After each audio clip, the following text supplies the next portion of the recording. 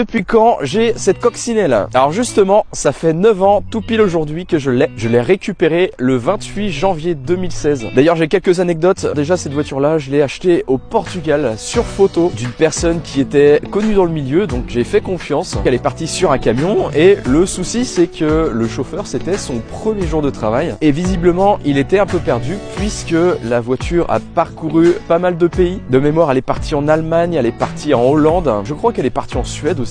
Et au bout d'un moment, j'ai dit au vendeur, bah il faut la voiture, sinon la vente ça va être un peu compromis. Et du coup, sur un petit coup de pression, le chauffeur me l'a livré. Il me l'a livré dans la nuit à 1h30 du matin dans le village de mon père, puisqu'à l'époque j'avais pas de garage. Et c'est assez rigolo puisque la personne a garé son camion devant les maisons. En plus, c'est un tout petit village. Il a laissé tourner le camion et il a dû décharger toutes les voitures modernes qui étaient devant, puisque la coccinelle était vraiment tout au fond côté cabine. Et franchement, vous auriez vu le bruit que ça faisait. Honnêtement, je pensais qu'on allait avoir les gendarmes. Donc il a mis pas mal de temps, je crois que c'était genre 25 minutes pour tout décharger. Il y avait des voitures garées de partout devant l'église. Et une fois que c'était autour de la coccinelle, déjà il a eu beaucoup de mal à la démarrer. Hop, il a mis pied au plancher, rupteur. Alors j'ai été le voir, calmos, parce que oui, le monsieur, forcément, il parlait pas français. Et une fois que la coccinelle tournait à peu près bien, parce que quand je l'ai eu, il y avait tout à refaire dessus, eh bien, il s'est mis à reculer la voiture. Et le problème d'une coccinelle, c'est que c'est pas bien large. Et à un moment donné, t'as une roue arrière qui est arrivée entre les deux pales du camion. Bon, là, je lui ai dit stop, stop, stop, il a compris. Et je ne sais par quel miracle, il a pu réavancer pour pouvoir se remettre bien droit. Mais du coup, c'était une sacrée histoire. Et une fois qu'il a tout déchargé, il m'a demandé où est-ce que je peux aller dormir. Je lui ai indiqué, bah tiens, il y a un trottoir là, tu peux dormir. Donc le mec, il était complètement mort de sa journée. Et c'est là que j'ai découvert les premiers tours de roue de la Cox, qui étaient vraiment mémorables. C'est un mélange de pourquoi j'ai acheté ça et c'est trop bien. Parce que franchement, quand t'as jamais conduit une voiture ancienne, ça fait toujours bizarre. Pareil, je me souviens quand j'ai voulu rentrer la voiture chez mon père, en fait, je trouvais pas la marche arrière. Donc je faisais des manœuvres et quand je devais reculer la voiture, je me mettais au point mort, je descendais de la voiture et puis je la poussais. Donc voilà, sacré bon souvenir avec cette voiture, c'était le premier. Et le lendemain, j'ai eu ma première panne. S'en est suivi de très nombreuses puisque vraiment il y avait tout à refaire sur cette voiture. Mais ça sera l'occasion de vous en parler dans une prochaine vidéo. Donc n'hésite pas à t'abonner.